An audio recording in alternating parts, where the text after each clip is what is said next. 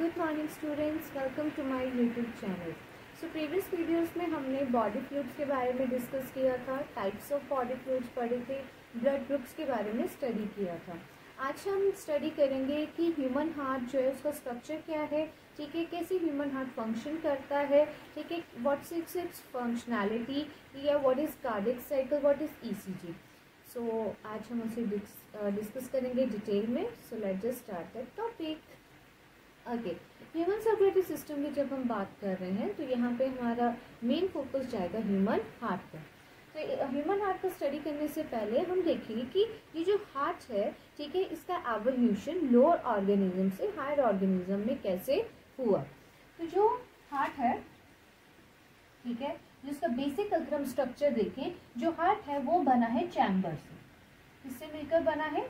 ये जो है वो चैम्बर से मिलकर बना है, ठीक है। अब ये जो आपका हार्ट चैम्बर से मिलकर बना है, तो ह्यूमन हार्ट में दो तरह के चैम्बर्स होंगे। एक होता है necessary chamber and second one is accessory chamber, ठीक है। Necessary chamber mean which is very important to your body. In that case without that chamber the heart can't work, ठीक है। सो नेसेसरी चैम्बर्स में आते हैं हमारे पास auricles and second one is ventricle, clear. And accessory chamber में आता है sinus venosus and truncus arteriosus, truncus arteriosus. So जो ऑरिकल्स एंड वेंट्रिकल्स की अगर हम बात करें तो हम एवोल्यूशन देखेंगे फिशेस से एम्फीबियंस तक का। कहाँ से? फिशेस से, नेक्स्ट आएगा एम्फीबियन, नेक्स्ट है reptiles, then apes and after that आते हैं mammals, ठीक है। फिशेस में जो हार्ट होता है वो हार्ट होता है टू चैम्बर, ठीक है। फिशेस का जो हार्ट होता है ये होता है टू चैम्बर। कैसे? यहाँ पे रहता है one auricle and one ventricle with that sinus venosus and truncus arteriosus, ठीक है। तो जो फिशेस का हार्ट रहेगा उसे हम ट्यूबुलर हार्ट भी बोलते हैं। क्यों? क्योंकि ये ट्यूब की तरह, इट जस्ट लाइक दैट। सबसे पहले आता है sinus venosus, then auricle, truncus arteriosus, then ventricle. और वेंट्रिकल से जो है वो ब्लड जाता है आपके पूरे वेरियस बॉडी पार्ट्स में। तो ये ट्यूब की तरह दिखता है, इसलिए फिशेस के हार्ट को ट्यूबुलर हार्ट भी कहा जाता है, क्लियर। तो साइनस वेनोसस जो है वो काम करता है ऑरिकल के साथ एंड ट्रंकस आर्टरोसिस जो है वो काम करता है वेंट्रिकल के साथ, क्लियर। एम्फीबियंस में जब हम आते हैं तो एम्फीबियंस का हार्ट होता है थ्री चैम्बर। दैट्स मीन उनमें टू ऑरिकल्स होते हैं और एक वेंट्रिकल होता है, ठीक है। टू ऑरिकल कौन कौन से होते हैं? एक होता है लेफ्ट और एक होता है राइट, ठीक है। कौन सा होगा? एक होगा लेफ्ट और एक होगा राइट, ठीक है। वेंट्रिकल एक ही रहता है। तो इनका हार्ट कैसे रहता है? जैसे ये आ गया, यहाँ पे दो चैम्बर रहेंगे लेकिन जो वेंट्रिकल होगा वो एक ही रहेगा, ठीक है। तो यहाँ से इस तरीके से, ठीक है। तो ये आ गया आपका लेफ्ट ऑरिकल, ये आ गया आपका राइट ऑरिकल, लेकिन वेंट्रिकल यहाँ पे एक ही रहेगा, ठीक है। तो यहाँ पे जो ब्लड होगा वो होगा आपका मिक्स। अब आपका लेफ्ट ऑरिकल राइट ऑरिकल का क्या मतलब है? देखिए, लेफ्ट ऑरिकल में जो ब्लड आता है वो आता है ऑक्सीजन रिच वाला, मतलब जिसमें ऑक्सीजन ज्यादा होगी, ठीक है। तो लेफ्ट ऑरिकल में जो ब्लड आएगा वो आएगा ऑक्सीजन रिच, राइट ऑरिकल में ब्लड आएगा कार्बन डाइऑक्साइड रिच। लेकिन वेंट्रिकल्स में आके ये दोनों तरह का ब्लड मिक्स हो जाता है और यही मिक्स ब्लड जो है पूरे वेरियस बॉडी पार्ट्स में ट्रांसफर किया जाता है, क्लियर। और इन दैट केस जो आपका साइनस वेनोसस होता है, ट्रंकस आर्टरोसिस होता है, ये धीरे धीरे डीजेनरेट होना शुरू हो जाएगा। अब हम बात करते हैं रेप्टाइल्स की। रेप्टाइल्स में जो हार्ट रहता है वो रहता है 3.5। क्रोकोडाइल्स, एलिगेटर्स में देखिए वहां पे 4 चैम्बर भी लिखा होता है। क्यों? इनके केस में जो हार्ट रहता है वो कैसा रहता है? टू ऑरिकल्स तो रहेंगे, ठीक है। लेकिन इन दैट केस जो वेंट्रिकल रहता है उसमें थोड़ा सा सेप्टम होता है, पूरा सेपरेशन नहीं है, मतलब राइट ऑरिकल लेफ्ट ऑरिकल, लेकिन वेंट्रिकल जो है वो पूरे अलग नहीं है, हाफ सेप्टम यहाँ पे हमें देखने को मिलेगा, इसलिए इसको कहा जाता है 3.5 चैम्बर, क्लियर। नेक्स्ट आते हैं apps and mammals. Apps and mammals में जो हार्ट होता है वो 4 चैम्बर रहेगा, ठीक है। तो एप्स एंड मैमल्स का जो हार्ट होगा वो कैसा रहेगा? बिल्कुल 4 चैम्बर का, जस्ट लाइक दिस, ठीक है। 2 रहेंगे इनमें ऑरिकल ऐसे, ठीक है, और यहीं पे 2 रहेंगे इनके वेंट्रिकल, ये, ठीक है, इस तरीके से 2 ही ऑरिकल होंगे और 2 ही इनमें वेंट्रिकल्स होंगे, ठीक है। लेफ्ट ऑरिकल, ठीक है, right auricle, left ventricle, right ventricle, ठीक, left auricle, left ventricle, right auricle and right ventricle. तो इस तरीके से इनमें कितने चैम्बर होंगे, 4 चैम्बर रहेंगे। बट द मेन थिंग जो साइनस वेनुसिस एंड ट्रंकस आर्टरोसिस है वो एव्स एंड मैमल्स में आके कंप्लीटली डीजेनरेट हो जाएगा, ठीक है। वहां पे सिर्फ कौन से चैम्बर रह जाएंगे, निसेसरी वाले रह जाएंगे। एक्सेसरी वाले सिर्फ कहाँ होंगे, फिशेस में, एम्फीबियंस में भी थोड़े से होते हैं, ठीक है। रेप्टाइल्स में 80% डीजेनरेट हो जाता है, एव्स एंड मैमल्स में तो 100% वो डीजेनरेट हो जाएंगे। Is it clear? Okay, so next चलते हैं हम टॉपिक पे। तो अब आता है हमारे पास, ये तो आगे एवोल्यूशन की बात, ठीक, कैसे कैसे हार्ट जो है वो एवोल्यूट हुआ, ठीक है, 2 चैम्बर से जो है ये 4 चैम्बर में चेंज हुआ। अब हम देखेंगे कि ये जो ह्यूमन हार्ट है ये बना कैसे, मतलब इसके अंदर क्या क्या होता है, कैसे ब्लड को पंप किया जाता है, ठीक है। तो यहाँ पे देखिए,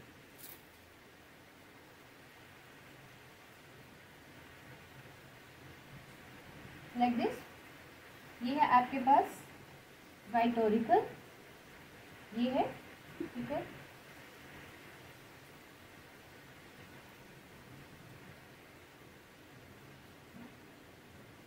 कुछ इस तरीके से, ठीक है, ये रफ डायग्राम है।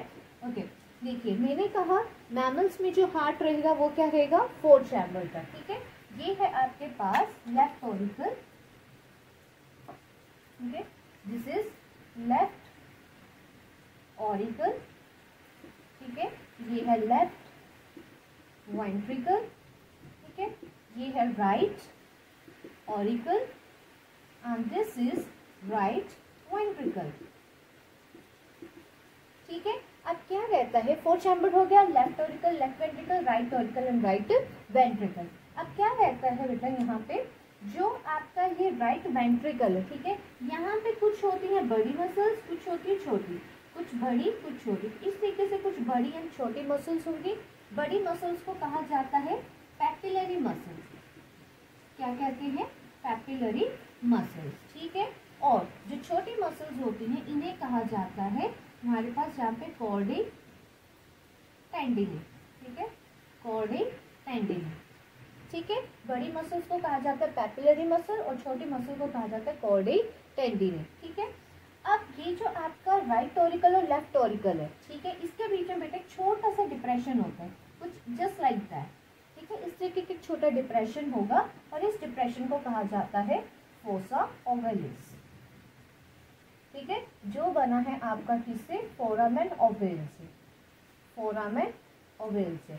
अब ये फोसा ओवैलिस क्या होता है, देखो जो बच्चा होता है, इन्फेंट होता है, फीटल स्टेज में होता है, ठीक है, वहाँ पे जो बच्चे का हार्ट तो काम करता ही है, ठीक है, लेकिन वह प्रॉपरली ऑक्सीजनेटेड, मतलब ऑक्सीजन रिच ब्लड और कार्बन डाइऑक्साइड रिच ब्लड को सेपरेट नहीं कर पाता है, ठीक है। तो यहाँ पे क्या रहता है, थोड़ा सा डिप्रेशन रहता है, ठीक है, डिप्रेशन रहेगा, तो वहाँ पे उसके मदर का जो प्लेसेंटल रोल ज़्यादा रहता है, तो ये डिप्रेशन उन बच्चों में रहेगा। लेकिन जैसे बच्चा ग्रो कर जाता है, प्रॉपरली वो ग्रो हो जाता है 9 मंथ्स के बाद, ठीक है, बच्चा जब बाहर आता है तो अब उसके जो हार्ट होता है उसमें यही डिप्रेशन बेटा डीजेनरेट होना शुरू हो जाता है। ये डिप्रेशन क्या हो जाएगा, डीजेनरेट होना शुरू हो जाएगा, ठीक है। क्यों, क्योंकि उस टाइम पे अब बच्चे में क्या होगा, ये ऑरिकल्स वेंट्रिकल्स प्रॉपरली बन गए होते हैं और प्रॉपरली जो ब्लड को जो होता है वो सेपरेट किया जाता है। तो ये एक तरह का जो डीजेनरेशन है, जो एक छोटा सा स्पॉट है, ये डिप्रेशन जो होता है वो राइट ऑरिकल लेफ्ट ऑरिकल के बीच में होता है, जो इन्फेंट्स में होता है। उसके बाद ये डिप्रेशन जो होता है वो धीरे धीरे धीरे धीरे जो होता है वो कवर अप होना शुरू हो जाता है। कुछ बच्चों में कहा जाता है कि दिल में छेद है, वो यही होता है कि जब ये जो डिप्रेशन होता है ये प्रॉपर क्लोज नहीं हो पाता है तो ये खुला रह जाता है, इसी को कहा जाता है दिल में छेद होना। क्लियर? अब क्या रहता है, ये जो बेटा आपका राइट ऑरिकल लेफ्ट ऑरिकल है, ठीक है, यहाँ के बीच में क्या रहता है, एक होता है सेप्टम, क्या होता है, सेप्टम, और इसको हम कहते हैं inter auricular septum, inter auricular septum, ठीक है, क्योंकि 2 ऑरिकल्स के बीच में दो के बीच में, दो के लिए क्या होगा इंटर, ऑरिकल्स के बीच में तो ऑरिकुलो, इंटर ऑरिकुलो सेप्टम। वैसे ही वेंट्रिकल्स के बीच में भी होता है, तो इसको कहा जाता है inter ventriculo aperture. And what is the function of this aperture? इस एपर्चर का क्या फंक्शन रहता है? देखो दोनों एक साथ है, अब दोनों काम करेंगे एक साथ, तो दोनों का जो कॉम्बिनेशन जो ब्लड है वो मिक्स ना हो जाए, तो इनके बीच में एक सेप्टम प्रेजेंट होता है। वैसे इन दोनों का मिक्सिंग ना हो जाए तो इनमें भी सेप्टम प्रेजेंट होता है। इनमें होता है इंटर ऑरिकुलर सेप्टम, इनमें होता है इंटर वेंट्रिकुलर सेप्टम। क्लियर? साथ ही साथ और राइट ऑरिकल और राइट वेंट्रिकल के बीच में भी सेप्टम होता है, और उसे हम कहते हैं right auriculo ventricular aperture, right auriculo ventricular aperture. और इसको रेगुलेट करता है एक वॉल्व। कौन करता है? एक वॉल्व। ठीक है, तो मैं इसको अच्छे से बनाऊं तो कुछ इस तरीके से एक वॉल्व होता है जो रेगुलेट करता है, और उस वॉल्व का नाम है ट्राइस्पिड वॉल्व। क्या है? ट्राइस्पिड वॉल्व। कुछ इस तरीके का होता है। क्लियर? वैसे ही लेफ्ट ऑरिकल और लेफ्ट वेंट्रिकल के बीच में भी एक सेप्टम होता है, और उसको कहते हैं लेफ्ट ऑरिकुलो वेंट्रिकुलर एपर्चर। ठीक है, क्या कहेंगे? Left auriculo ventricular aperture. यहाँ पे भी वॉल्व होगा, ठीक है, और उस वॉल्व का नाम क्या है? बाइस्पिड वॉल्व, बाइस्पिड वॉल्व। अब इस वॉल्व का काम क्या होता है? देखो, जब ब्लड इस ऑरिकल से इस वेंट्रिकल में आएगा, क्लियर, तो आपको मैंने बताया कि लेफ्ट ऑरिकल से लेफ्ट वेंट्रिकल में कौन सा ब्लड आता है? ऑक्सीजन रिच ब्लड आता है। ठीक है, कौन सा ब्लड आएगा? ऑक्सीजन रिच ब्लड जो है वो यहाँ पे आएगा। अब ये जो ऑक्सीजन रिच ब्लड जहाँ से आएगा, तो बेटा ये वापिस क्रॉस ना कर जाए, मतलब बैक फ्लिप ना मार जाए, तो ये बैक फ्लिप ना मारने के लिए यहाँ पे क्या होते हैं? ये वॉल्व होते हैं, और उस वॉल्व का नाम है बाइस्पिड वॉल्व। वैसे ही जब कार्बन डाइऑक्साइड रिच ब्लड, ठीक है, राइट ऑरिकल से राइट वेंट्रिकल में जाएगा, तो वो बैक फ्लिप ना मार जाए, तो यहाँ के बीच में का वॉल्व होता है, और उस वॉल्व का नाम क्या है? ट्राइस्पिड वॉल्व। Is it clear? ठीक है, समझ में आया कि क्या है यहाँ पे? ओके, तो ये तो हो गया। ठीक है, कि इनके बीच में क्या क्या होता है, तो मैंने क्या बताया, यहाँ पे क्या होंगे? दो तरह के वॉल्व होते हैं। कौन सा वॉल्व? एक होता है ट्राइस्पिड वॉल्व, ठीक है, और एक होता है बाइस्पिड वॉल्व, बाइस्पिड वॉल्व। ट्राइस्पिड वॉल्व किसके बीच में होगा? राइट ऑरिकुलो वेंट्रिकल के बीच में, और बाइस्पिड कहाँ होगा? लेफ्ट ऑरिकल और वेंट्रिकल के बीच में। क्या काम होता है इसका? To prevent the back flow of blood from ventricles to auricle. Clear?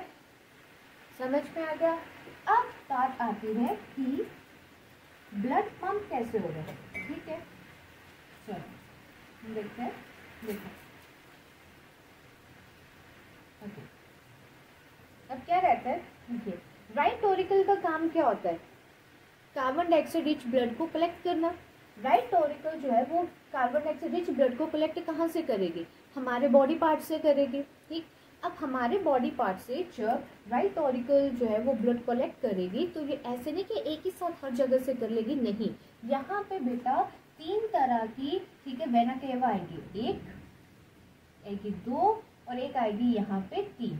ठीक है, मैं ये भी बना दी ऐसे। ठीक है, इसका नाम क्या आता है? Superior vena cava. इसका नाम क्या है? Superior vena cava. ठीक है, this when is called superior vena cava. ठीक है, नेक्स्ट आती है हमारे पास ये, इसको कहते हैं इंफीरियर वेना केवा। ठीक है, और ये है हमारे पास कोरोनरी साइनस, कोरोनरी साइनस। अब देखिए सुपीरियर वेना केवा क्या करती है? आपके हेड पोर्शन, सुपीरियर का मतलब क्या होता है? अपर, ठीक है, जो बहुत अच्छा होता है, तो हम बोलते हैं सुपीरियर मतलब अपर पोजीशन। तो अपर पोजीशन पे क्या आता है? हेड। तो सुपीरियर वेना केवा ब्लड को कहाँ से कलेक्ट करेगी? हेड पोर्शन से, अपर पोर्शन से। ठीक है, और इंफीरियर वेना केवा जो है वो ब्लड को कलेक्ट कहाँ से करेगी? लोअर पोर्शन से। ठीक है, तो सुपीरियर वेना केवा क्या करेगी? ब्लड को कलेक्ट करेगी अपर पोर्शन से, और इंफीरियर वेना केवा जो है वो ब्लड को कलेक्ट करेगी लोअर एब्डोमिनल पोर्शन से। ठीक है, और कोरोनरी साइनस जो है वो ब्लड को कलेक्ट कहाँ करेगा? हार्ट की वॉल से। क्लियर? कहाँ से कलेक्ट करेगा? वो हार्ट की वॉल से कार्बन डाइऑक्साइड रिच ब्लड को कलेक्ट करेगा। क्लियर? तो सुपीरियर ने करा हेड पोर्शन से, इंफीरियर ने करा लोअर एब्डोमिनल पोर्शन से, और कोरोनरी साइनस ने ब्लड कलेक्ट करा हार्ट की वॉल से। ठीक है, अब क्या रहता है कि जब इंफीरियर वेना कैवा ब्लड को लोअर एब्डोमिनल पोर्शन से कलेक्ट करेगी तो वो बॉडी पार्ट से वापस को फ्लिप ना कर जाए। ठीक है, तो वहां पे भी क्या होता है, एक तरह का वॉल्व प्रेजेंट होता है और उस वॉल्व का नाम है यूस्टेचियन वॉल्व। कौन सा होता है? Eustachian valve. ठीक है, देखो सुपीरियर में कोई वॉल्व नहीं होता है बिकॉज अब से नीचे कोई आएगा ब्लड। ठीक है, तो बैक फ्लिप नहीं करेगा, लेकिन इंफीरियर वेना कैवा जो करता है वहाँ पे एक वॉल्व होता है यूस्टेचियन वॉल्व, जिससे क्या होगा कि जो ब्लड है वो आपके और बॉडी पार्ट से जब ऑरिकल को जाएगा तो वो बाकी से बॉडी पार्ट्स को ना चला जाए, तो उसको प्रिवेंट करने के लिए वहाँ पे यूस्टेचियन वॉल्व प्रेजेंट होगा। ठीक है, कोरोनरी साइनस से क्या होगा, पूरे हार्ट की वॉल से ब्लड को कलेक्ट करा जाएगा। ठीक है, यहाँ पे भी क्या होता है बेटा, एक वॉल्व होता है और उस वॉल्व का नाम है थिबेसियस वॉल्व।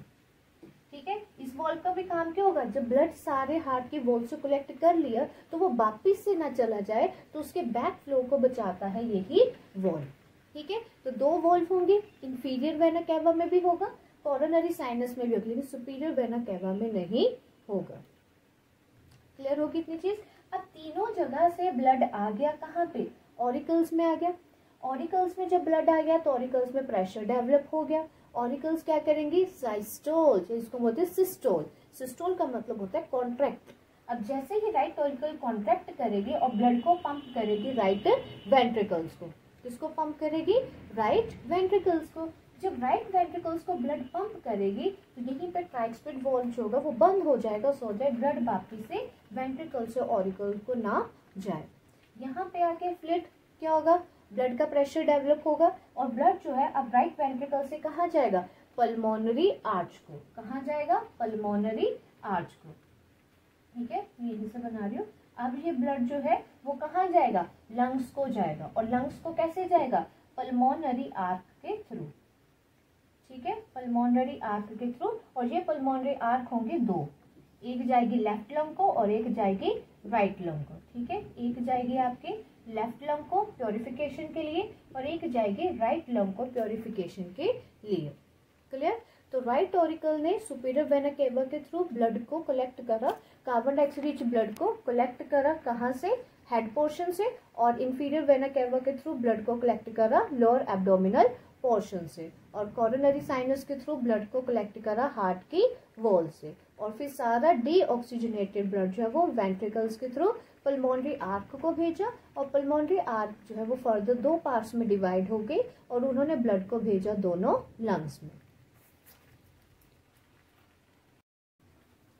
क्लियर? हमने अब देखा कि राइट ऑरिकल से राइट वेंट्रिकल में ब्लड कैसे गया। अब आता है कि लेफ्ट ऑरिकल से लेफ्ट वेंट्रिकल में ब्लड कैसे जाएगा। देखो लेफ्ट ऑरिकल में ब्लड कैसा है? Oxygen rich. अब ऑक्सीजन रिच ब्लड तो आपको पूरे बॉडी पार्ट्स में भेजना होगा। ठीक है, तो कैसे होता है, लेफ्ट ऑरिकल्स में जो ब्लड आएगा वो आएगा ऑक्सीजन रिच ब्लड। अब वो कहाँ से आएगा? लंग से आएगा। ठीक है, तो लंग से कैसे आएगा? यहाँ पे आती है बेटा वॉल पे ही। ठीक है, फॉर पल्मोनरी, ठीक है, फॉर पल्मोनरी वीन 1 2 3 और यहाँ पे आएगा 4। ठीक है, तो 4 पल्मोनरी वीन्स क्या आ जाएंगे? पल्मोनरी वीन्स। 4 पल्मोनरी वीन जो है वो ऑक्सीजन रिच ब्लड लंग्स से लेके आएंगी, कहाँ को? लेफ्ट ऑरिकल को। ठीक है, अब लेफ्ट ऑरिकल में जब ऑक्सीजन रिच ब्लड आ गया, अब वहां पे क्या होगा? ब्लड का प्रेशर बनेगा, ये कॉन्ट्रैक्ट होंगे। जब ये कॉन्ट्रैक्ट होंगे तो ब्लड को कहाँ पंप करेंगे? लेफ्ट वेंट्रिकल में। अब यहीं पे क्या होगा? बाइस्पिड वॉल्व होगा। ठीक है, बाइस्पिड वॉल्व। ये बाइस्पिड वॉल्व जो है ब्लड को यहाँ से बैक फ्लिप नहीं होने देगा। अब जैसे ही लेफ्ट वेंट्रिकल में ब्लड आएगा, अब वो ब्लड जो होगा वो पुश करा जाएगा आर्टरीज में। कहाँ करा जाएगा? आर्टरीज में। ठीक है, और आर्टरीज के थ्रू कहाँ जाएगा? वेरियस बॉडी पार्ट्स को। लेकिन जब लेफ्ट वेंट्रिकल से ब्लड आर्टरीज को भेजा जाएगा, कहाँ भेजा जाएगा? आर्टरीज को भेजा जाएगा, तो वहां पे जब लेफ्ट वेंट्रिकल से आर्टरीज को भेजा जाएगा ब्लड, अब वो वापिस से बैक फ्लिप ना मार जाए, तो यहाँ पे भी क्या होता है? एक वॉल्व होता है और उस वॉल्व का नाम है सेमी लूनार वॉल्व। ठीक है, क्या वॉल्व है? Semi lunar valve. वो यहाँ पे भी रहेगा, लेफ्ट वेंट्रिकल पे भी रहेगा, राइट वेंट्रिकल पे भी वो रहेगा, ताकि जब ब्लड राइट वेंट्रिकल के केस में पल्मोनरी आर्क में जा रहा तो वो वापिस से बैक फ्लिप ना हो जाए, वैसे ही जब लेफ्ट वेंट्रिकल से आर्टरीज में जा रहा तो वो बैक फ्लिप ना कर जाए। ठीक है, अब जैसे ही ब्लड बेटा आर्टरीज में आता है तो आर्टरीज से वो वेरियस बॉडी पार्ट्स को कैसे जाएगा, इस केस में क्या होता है, आर्टरीज से, ठीक है, यहाँ पे खुलती है, एक आती है सबक्लेविन आर्टरी, ठीक है, सबक्लेविन, ठीक है, एक आती कैरोटिड, ठीक है, और एक आती है ब्रैंकियोसेफेलिक, ठीक है, कौन सी आएगी, ब्रैंकियोसेफेलिक। अब क्या रहता है कि ये जो सब क्लेविन होती है, ये होती है बेटा आपके पास राइट सब क्लेविन। राइट सब क्लेविन आर्टरी जो है वो ब्लड किसको देगी, वो देगी आपकी राइट आर्म को, राइट आर्म को ये ब्लड देगी। ठीक है, नेक्स्ट जो आपकी है वो ब्लड देगी कहाँ पे, आपकी राइट थोरेकिक पोर्शन को, कहाँ पे देगी, राइट थोरेकिक पोर्शन को। और जो ब्रैंकियोसेफेलिक है वो ब्लड देगी left subclavian, left subclavian and left thoracic portion को।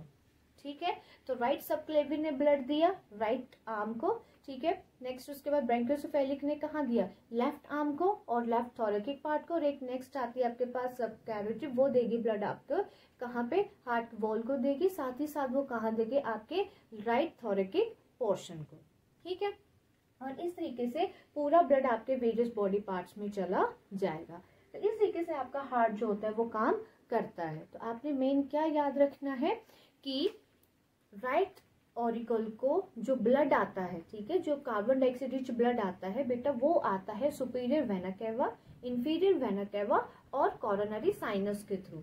ठीक है, और लेफ्ट ऑरिकल को ब्लड कहाँ से आता है, लंग्स से आता है, और लंग्स से ब्लड कौन लेके आता है, 4 पल्मोनरी वीन्स। याद रखना है पल्मोनरी वीन्स का काम क्या होता है, लंग्स से ब्लड देना लेफ्ट ऑरिकल को, ताकि वो हमारे पूरे बॉडी में भेज सके। लेकिन लंग्स को कार्बन डाइऑक्साइड रिच ब्लड कौन देगा, पल्मोनरी आर्च। क्लियर होगी ये चीज, इसमें कंफ्यूजन रहता है काफी कि जी आर्च ब्लड नहीं, पल्मोनरी आर्च का काम होता है जब carbon dioxide rich blood right ventricle से लंग्स को देना, ठीक है, और लंग्स से oxygen rich blood pulmonary Wien के थ्रू जाता है आपका लेफ्ट ऑरिकल में। क्लियर, तो इस तरीके से ये पूरा सर्कुलेशन होता है। अगर मैं इसको जो है वो एक तरह का फ्लो चार्ट बनाऊं जिससे आपको और चीज क्लियर हो जाएगी, ठीक है, तो ये जो आपका ह्यूमन सर्कुलेशन जो है, ठीक है, तो यहाँ पे जो सर्कुलेशन रहेगी वो रहती है double circulation in case of mammals.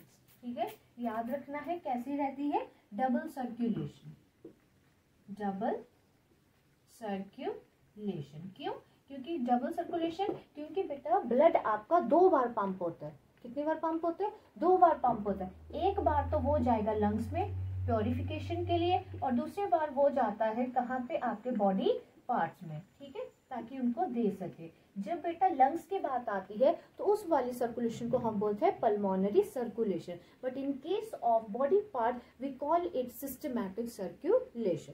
ठीक है, अब मैं बताती हूँ कैसे, देखो सबसे पहले आते हैं आपके लंग्स। ठीक है, लंग्स का काम क्या होता है, प्योरीफाई करना, क्या करना, प्योरीफाई करना ब्लड को। ठीक है, अब लंग से ऑक्सीजन रिच ब्लड, कौन सा ब्लड, ऑक्सीजन रिच ब्लड, जिसे हम ऑक्सीजनेटेड ब्लड भी बोलते हैं, वो ऑक्सीजनेटेड ब्लड कहाँ जाएगा, पल्मोनरी वीन में। कहाँ जाएगा, पल्मोनरी वीन में। और कितनी पल्मोनरी वीन्स होती है, 4, और उन पल्मोनरी वीन्स के थ्रू ब्लड कहाँ जाएगा, लेफ्ट ऑरिकल में। ठीक है, लेफ्ट ऑरिकल से ब्लड कहाँ जाएगा, लेफ्ट वेंट्रिकल में, और इसी के बीच में एक बाइस्पेड क्या होता है, वॉल्व होता है, जो क्या करता है, ब्लड को बैक फ्लिप नहीं होने देता। अब लेफ्ट वेंट्रिकल से जो है वो ब्लड कहाँ जाएगा, राइट सबक्लेविन, राइट सबक्लेविन, लेफ्ट सबक्लेविन, ठीक है, जो ब्रैंकियोसेफेलिक का पार्ट है, ठीक है, और आपके थोरेकिक पोर्शन को। क्लियर, अब लेफ्ट वेंट्रिकल ने सारा ऑक्सीजन रिच ब्लड किसको दे दिया, पूरे बॉडी पार्ट्स को दे दिया। ठीक है, अगर मैं ब्रैकेट बोल तो क्या हो गया, पूरे बॉडी पार्ट्स को दे दिया उसने ब्लड। ठीक है, अब पूरे बॉडी पार्ट्स में वो सारा ब्लड क्या हो जाएगा, यूज हो जाएगा, और बॉडी पार्ट्स में यूज होने का अब जो ब्लड है वो कैसा रहेगा, कार्बन डाइऑक्साइड रिच, मतलब डीऑक्सीजनेटेड ब्लड, मतलब ऑक्सीजन का यूज वहां पे हो चुका है। फिर वही कार्बन डाइऑक्साइड रिच ब्लड कहाँ जाएगा, राइट ऑरिकल को। अब राइट ऑरिकल को वही ऑक्सीजन डी ऑक्सीजनेटेड ब्लड कैसे जाएगा, क्या बताया मैंने, सुपीरियर वेना कैवा के through, superior vena cava, inferior vena cava और कोरोनरी साइनस के थ्रू डी ऑक्सीजनेटेड ब्लड कहाँ जाएगा, राइट ऑरिकल्स को। क्लियर, इतनी चीज होगी कि राइट ऑरिकल में डी ऑक्सीजनेटेड ब्लड कहाँ से आया। अब राइट ऑरिकल से ब्लड कहाँ जाएगा, राइट वेंट्रिकल को। ठीक है, अब राइट वेंट्रिकल से ब्लड कहाँ जाएगा, लंग्स को, लेकिन लंग्स में भी किसके थ्रू जाएगा, पल्मोनरी आर्च के थ्रू। ठीक है, और ये कितनी होती है, 2। याद रखना पल्मोनरी वेन 4 है और पल्मोनरी आर्क जो होती है वो राइट एंड लेफ्ट लंग में डिवाइड होती है, तो वो 2 पार्ट्स में डिवाइड होगी। ठीक है, और पल्मोनरी वेन क्या करती है, 2-2 वेन्स आती है हर लंग से। ठीक है, ताकि वो ऑक्सीजन रिच ब्लड जो है वो लेफ्ट ऑरिकल को दे सके। तो बेटा ये जो लंग वाला पोर्शन है ना पूरा, ठीक है, ये इसको हम बोलते हैं पल्मोनरी सर्कुलेशन। क्या कहेंगे, पल्मोनरी सर्कुलेशन। और जो बॉडी पार्ट्स वाला है इसे हम कहेंगे सिस्टेमैटिक सर्कुलेशन। ठीक है, सिस्टेमैटिक सर्कुलेशन। क्लियर, इसलिए इसको कहा जाता है डबल सर्कुलेशन, क्योंकि यहाँ पे ब्लड 2 बार पंप होगा। Is it clear. Next topic आता है हमारे पास कार्डियक साइकिल, जिसमें हम पढ़ेंगे सिस्टोलिक, डायस्टोलिक। ठीक है, और कंबाइन में हम इनको कहते हैं सिस्टोल डायस्टोल। ठीक है, तो कार्डियक साइकिल में क्या रहता है, देखो मैं हार्ट की डायग्राम बना रही हूँ।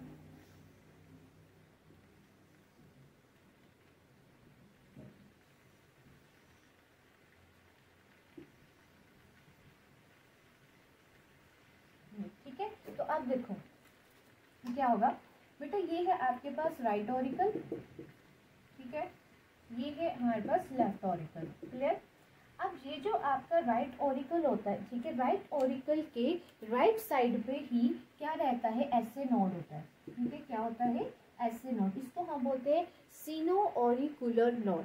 सीनो ऑरिकुलर नोड को जो है वो पेस मेकर ऑफ हार्ट भी कहा जाता है। क्या कहा जाता है, पेस मेकर ऑफ हार्ट। अब ये सीनो ऑरिकुलर नोड क्या करता है, ऑटो एक्साइटेबिलिटी करेगा और 70 से 75 जो होगा, ठीक है, वोल्ट का जो है वो यहाँ पे जनरेट करेगा इम्पल्स। क्या करेगा, जनरेट करेगा इम्पल्स। ठीक है, और यही इम्पल्स कहाँ जाएगी, यहाँ पे प्रेजेंट एवी वोल्ट को, किसको जाएंगी, एवी नोड को। ठीक है, इसको हम बोलते हैं ऑरिकुलो वेंट्रिकुलर नोड। और एवी नोड को क्या कहा जाता है, जैसे ऐसे नोड को पेसमेकर कहते हैं हार्ट का, एवी नोड को हम कहते हैं पेस सेक्टर। Pace sector. अब इसने क्या करा, 70 to 75 वोल्ट का जो इम्पल्स जनरेट करा एवी नोड को, जिससे ऑरिकल्स क्या हो रहे हैं, कॉन्ट्रैक्ट। बेटा मैंने बोला जी ऑरिकल्स कॉन्ट्रैक्ट हो रहे हैं, ऑरिकल्स कॉन्ट्रैक्ट हो रहे हैं। ऑरिकल्स कॉन्ट्रैक्ट कैसे हो रही है, इम्पल्स के थ्रू कॉन्ट्रैक्ट हो रही है। वो ब्लड प्रेशर तो उसमें आ रहा है कॉन्ट्रैक्ट, तो वो क्यों, क्योंकि वहां पे आते ही ऐसे नोड जो है वो 70 से 75 का जो वोल्ट का जो इम्पल्स है वो जनरेट कर रहा है। फिर वहां से वो कहाँ जा रहा है, एवी में। एवी में कितना का होगा, 40 से 45 इम्पल्स जो है वो जनरेट होगा। और फिर वो यहाँ पे प्रेजेंट, ठीक है, यहाँ पे प्रेजेंट इसमें क्या करेगा, परकिंजे फाइबर्स होंगी। क्या होती है यहाँ पे, परकिंजे फाइबर्स, यहाँ पे ऐसे। ठीक है, दिस इज कॉल्ड परकिंजे फाइबर। और ये परकिंजे फाइबर यहाँ पे पूरे वेंट्रिकल्स में डिस्ट्रीब्यूट हो जाती हैं। ठीक है, क्या हो जाएंगे, डिस्ट्रीब्यूट। और फिर डिस्ट्रीब्यूट होने पर हम इसको कहेंगे बंडल ऑफ हिस। और सेंटर में हम इन्हें क्या कहेंगे, परकिंजे फाइबर्स। ठीक है, तो इस तरीके से ये होगा, ऐसे नोड ने इम्पल्स जनरेट करा एवी नोड को, एवी नोड ने 40 से 45 वोल्ट का इम्पल्स जनरेट करा परकिंजे फाइबर्स को। परकिंजे फाइबर्स से सारा वो कॉन्ट्रैक्शन हुआ, जिससे आपकी वेंट्रिकल्स कॉन्ट्रैक्ट होंगी और फिर आपका ब्लड जो है वो फर्दर जो है वो पंप किया जाएगा। यहाँ पे जब बेटा दोनों ऑरिकल्स कॉन्ट्रैक्ट होंगी तो कॉन्ट्रैक्शन के लिए हम लेते हैं सिस्टोल। क्या लेते हैं, सिस्टोल फॉर कॉन्ट्रैक्शन। ठीक है, तो जब आपकी दोनों ऑरिकल्स कॉन्ट्रैक्ट होंगे तो हम कहेंगे सिस्टोलिक। क्लियर। इसके बाद आता है जब आपकी, ठीक है, दोनों ऑरिकल्स कॉन्ट्रैक्ट होने के बाद ब्लड पंप कर देंगे वेंट्रिकल्स में। अब वो रिलैक्स हो गई क्योंकि ब्लड तो सारा वेंट्रिकल्स में आ गया, तो रिलैक्सेशन स्टेट को हम क्या बोलते हैं, डायस्टोलिक। ठीक है, क्या कहेंगे, डायस्टोलिक। क्लियर। फर्स्ट साउंड कब आती है, जब हम हार्ट की बात करते हैं ना, हार्ट की 2 साउंड होती है, लब एंड डब। लब साउंड कब आएगी, जब ब्लड पंप करा जाएगा दोनों ऑरिकल से वेंट्रिकल्स में, तो क्या हो गया, ऑरिकुलर सिस्टोल होगा। ठीक है, तो आपको फर्स्ट साउंड आएगी। सेकंड साउंड कब आती है, जब ब्लड पंप करा जाता है वेंट्रिकल से आर्टरीज में। क्लियर? जब वेंट्रिकल से आर्टरीज में ब्लड पंप करा जाएगा तब आपको आती है सेकंड साउंड डब। क्लियर? तो वहां पे क्या होगा? Ventricular systole. और जब सारा ब्लड आर्टरीज में चला जाता है तो ऑरिकल्स भी रिलैक्स होगी, ठीक है, वेंट्रिकल्स भी रिलैक्स होगी, दोनों जब रिलैक्स हो जाएंगी तो उन्हें कहा जाएगा ज्वाइंट डायस्टोल। क्लियर? क्या कहेंगे? Joint diastole. और इसमें क्या रहता है, जो आपका अगर हम देखें कार्डिक साइकिल का आउटपुट कितना रहता है तो वो रहता है 1/हार्ट रेट, ठीक है। 1/हार्ट रेट का क्या मतलब था? Heart beat per minute, heart beat per minute. तो हार्ट बीट पर मिनट कितना रहेगा? 1/72/60, 72 टाइम्स बीट करता है ना पर मिनट। पर मिनट में तो 1 मिनट में कितने आएंगे? 60 सेकेंड। तो 60 ऊपर चला गया, 72 नीचे, तो कितना आ गया? 0.8 सेकेंड। क्लियर? तो आपकी ये पूरी कार्डिक साइकिल कितनी चलती है? 0.8 सेकेंड तक ये चलेगी, ठीक है, जिसमें पहले ब्लड ऑरिकल्स कॉन्ट्रैक्ट करेंगी तो होगा ऑरिकुलर सिस्टोल, ठीक है, जिससे ब्लड पंप जाएगा कहाँ के? वेंट्रिकल्स को, तो आपको पहली साउंड आएगी। फिर ऑरिकल्स रिलैक्स हो गए, मतलब ऑरिकुलर क्या आ गया? डायस्टोल। अब जब ऑरिकल्स रिलैक्स हो गए तो फिर क्या कॉन्ट्रैक्ट होंगे? आपके वेंट्रिकल कॉन्ट्रैक्ट होंगे, तो कहेगा वेंट्रिकुलर सिस्टोल। फिर वेंट्रिकल्स भी अपना सारा ब्लड किसको दे देंगे? आर्टरी को, तो वेंट्रिकल्स भी रिलैक्स, ठीक है, ऑरिकल्स भी रिलैक्स, तो टर्म यूज करी जाती है joint diastole. Is that clear? This is called cardiac cycle, जो 0.8 सेकेंड चलेगी, क्योंकि कार्डियक साइकिल का आउटपुट लिया जाता है 1/हार्ट रेट। हार्ट रेट का आ जाएगा हार्ट बीट पर मिनट, और 72 टाइम्स बीट वो करेगी, तो 72/60 लिखेंगे। 60 चला जाएगा ऊपर, डिवाइड करने पे आएगा 0.8 सेकेंड। क्लियर? नेक्स्ट टॉपिक है हमारे पास, दैट इज ईसीजी, इलेक्ट्रोकार्डियोग्राफी, ठीक है। हार्ट की फंक्शनिंग देखनी हो तो हम वहां पे क्या यूज करते हैं? यहाँ पे ईसीजी करवाते हैं। कहते हैं ना डॉक्टर कि अगर आपको किसी तरह की पेन हो तो पहले वो ईसीजी कंडक्ट करवाएंगे, ठीक। तो वहां पे क्या रहता है?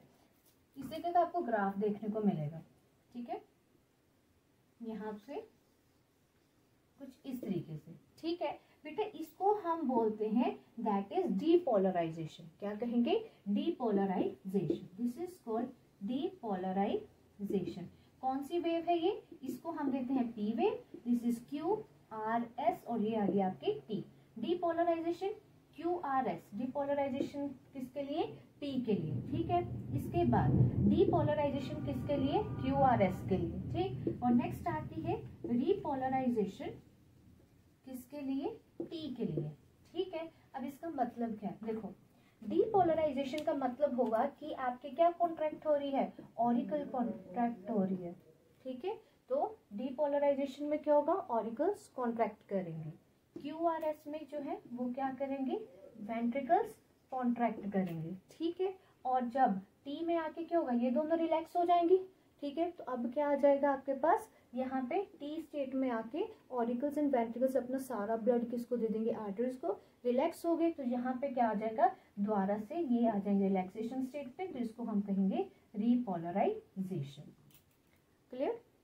यहाँ पे ऑरिकल्स कॉन्ट्रैक्ट होंगे, यहाँ पे वेंट्रिकल्स कॉन्ट्रैक्ट होंगे, वो अपना ब्लड पंप कर देंगे वेंट्रिकल्स को, वेंट्रिकल्स अपना सारा ब्लड पंप कर देंगे आगे आर्टरीज को, ठीक है। रिलैक्स हो जाएंगे। और रीपोलराइजेशन टी वेव में जाके क्या हो जाएगा? इसीलिए वेंट्रिकल्स के टाइम पे पीक जो है वो बहुत ज्यादा हाई दिखाया जाएगा। क्लियर? समटाइम अगर यहाँ पे प्लेन बीप आ जाए, दैट्स मीन ऑरिकल्स या वेंट्रिकल्स आपके कॉन्ट्रैक्ट नहीं कर रहे हैं। Clear? So it's all that about human circulatory system, जिसमें हमने ह्यूमन सर्कुलेशन में ये पढ़ा ह्यूमन चैम्बर्स कितने रहते हैं, कैसे उनका एवोल्यूशन लोअर ऑर्गेनिज्म से हायर ऑर्गेनिज्म में रहा, ठीक है। मसल्स के बारे में पढ़ा, वॉल्व्स के बारे में जाना, कार्डिक साइकिल पढ़ी और ईसीजी के बारे में समझा। So that's all about this topic. If you have any doubt, you can comment me, and if you want a PDF of my notes, you can also text me. Okay? So please just like my channel, share my channel, and subscribe my channel. Thank you.